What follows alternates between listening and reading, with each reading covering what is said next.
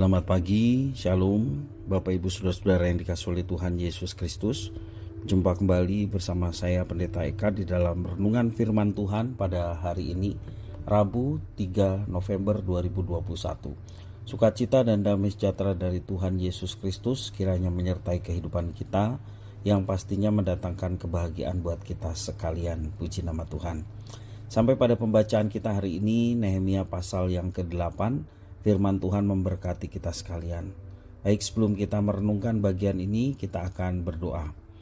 Tuhan Bapa di surga, terima kasih buat penyertaan dan kasih-Mu yang nyata dalam hidup kami sampai pagi hari ini. Kami mau terus memuji dan menyembah Tuhan, dan mau duduk dekat kaki-Mu, mendengarkan perkataan firman-Mu. Kau yang mampukan untuk kami dapat mengerti, dan Kau juga menolong untuk kami dapat terapkan setiap prinsip kebenaran yang boleh kami dapatkan.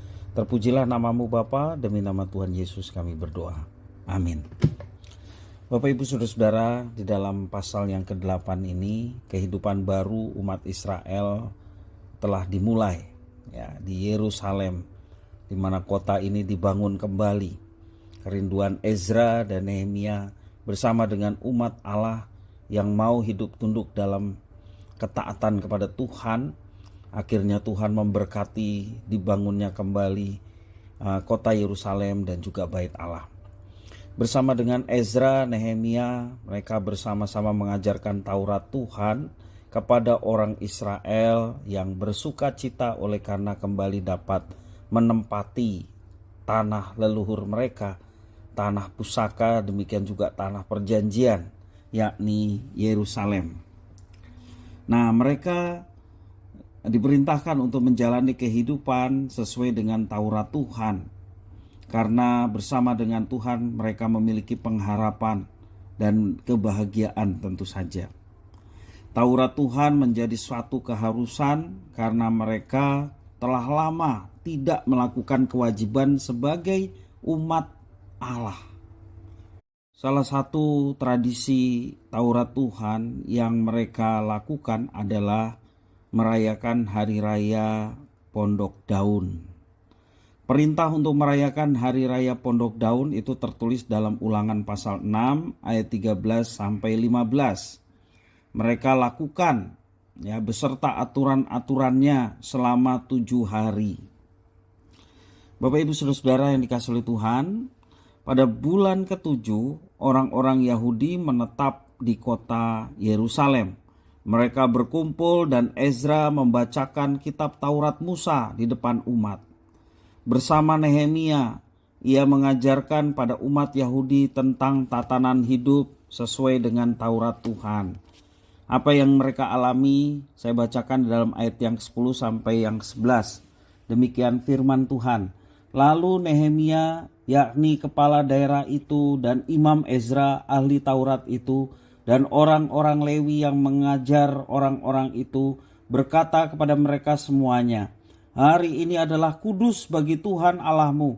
Jangan kamu berduka cita dan menangis, karena semua orang itu menangis ketika mendengar kalimat-kalimat Taurat itu.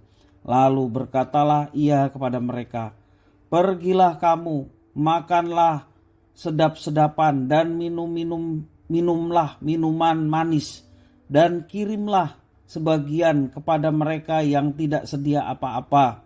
Karena hari ini adalah kudus bagi Tuhan kita. Jangan kamu bersusah hati, sebab sukacita karena Tuhan itulah perlindunganmu. Ayat yang ke-12, juga orang-orang Lewi menyuruh semua orang itu supaya diam dengan kata-kata, tenanglah, hari ini adalah kudus, jangan kamu bersusah hati. Bapak Ibu Saudara-saudara, kalau kita perhatikan dalam bacaan barusan ya, ajaran itu merupakan hari yang kudus sehingga tidak boleh berduka cita. Makan yang sedap-sedap, minum yang manis, karena sukacita di dalam Tuhan sehingga tenang dan tidak boleh bersusah hati. Mereka melakukan apa yang difirmankan Tuhan, termasuk tradisi pada bulan ke-7 dengan merayakan Hari Raya Pondok Daun. Hari raya yang penuh dengan sukacita, makan yang enak-enak dan minum yang manis. Mereka menghidupkan kembali tradisi yang dilakukan pada zaman Yosua. Ya, Yosua menduduki tanah perjanjian. Ini seperti zaman itu ya, mereka kembali menduduki tanah perjanjian. Kalau Yosua dari perjalanan Mesir, mereka dari perjalanan Babel. Mereka mengambil daun pohon zaitun, daun pohon minyak, ya, daun pohon murad, daun pohon korma, daun dari pohon-pohon yang rimbun untuk membuat pondok-pondok masing-masing di atas atap rumahnya, di pekarangan mereka, juga di pelataran-pelataran rumah Allah, di lapangan pintu gerbang air dan lapangan pintu gerbang Efraim. Tuh saudara bisa membaca ayat 16-18. Setiap hari Taurat Tuhan dibacakan, dan pada hari ke-8 ada pertemuan raya. Itulah sukacita dari orang Israel bersama kepemimpinan Nehemia dan Ezra, yang begitu sukacita mereka boleh kembali dapat ke Yerusalem, berdiam di sana, dan mereka berkomitmen untuk hidup dalam ketaatan pada Taurat Tuhan. Bapak Ibu Saudara, kehidupan yang baru seharusnya juga membawa suasana yang baru pula. Tentu kehidupan yang dijalani adalah kehidupan yang penuh dengan sukacita. Sukacita tersebut harus disertai komitmen dan tindakan yang baru. Ada perubahan untuk hidup memuliakan Tuhan. Karena itu semua ajaran yang diwariskan kepada kita sudah sepatutnya menjadi pedoman menuju hidup yang baru, hidup yang lebih baik.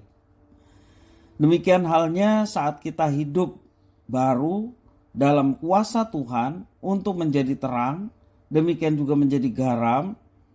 Allah memperlengkapi kita baik dengan Roh Kudus, pribadi Tuhan sendiri, demikian juga firman Tuhan. Terlebih kita umat perjanjian baru yang diberkati dengan firman Tuhan secara lengkap dari kitab Kejadian sampai kitab Wahyu, yang menjadi tuntunan dan pedoman dalam kita menjalani kehidupan yang baru bersama dengan Tuhan.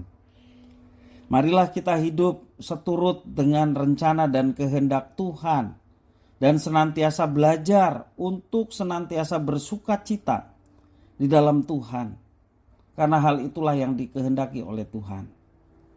Bapak Ibu Saudara-saudara yang dikasihi oleh Tuhan, Tuhan selalu menyediakan berkat-berkat-Nya bagi setiap orang yang secara serius mau hidup taat di dalam Tuhan, mau hidup seturut dengan rencana dan kehendak Tuhan, maka Tuhan menyediakan berkat-berkat-Nya. Bahkan berkat yang tidak pernah terpikirkan oleh kita sebelumnya. Namun porsi kita saat ini adalah marilah kita senantiasa bersukacita di dalam Tuhan, yang diwujud nyatakan dengan hidup dalam ketaatan sesuai dengan firman dan kebenarannya, sehingga nama Tuhan dipermuliakan dan hidup kita pun boleh terus mengalami berkat-berkat-Nya. Biarlah firman Tuhan ini boleh menjadi berkat bagi kita sekalian. Mari kita berdoa. Tuhan Allah Bapa di surga, di dalam Yesus Kristus, terima kasih atas firman Tuhan yang mengajarkan kami ketika kami sudah masuk hidup dalam rencana Tuhan. Ada sukacita yang besar yang boleh kami alami, yang tak ternilai. Oleh karena sumber sukacita itu ada di dalam diri kami. Biarlah sukacita yang boleh kami alami, kebahagiaan yang boleh kami alami, kami wujudkan untuk kami sedia masuk dalam rencana Tuhan. Hidup sesuai dengan apa yang Tuhan inginkan. Sehingga hidup kami di dunia boleh menunjukkan, kami boleh menjadi manfaat bagi banyak orang, menjadi garam dan terang, sehingga nama Tuhan dipermuliakan dan banyak orang pun terberkati melalui kehidupan kami semua. Terima kasih Tuhan, biarlah Tuhan yang menyempurnakan apa yang kami lakukan, sehingga sungguh-sungguh apa yang kami perbuat hanya untuk kemuliaan Tuhan dan boleh mendatangkan berkat bagi sesama. Terpujilah namamu ya Tuhan. Hanya di dalam nama Tuhan kami Yesus Kristus kami sudah berdoa dan bersyukur. Haleluya. Amin.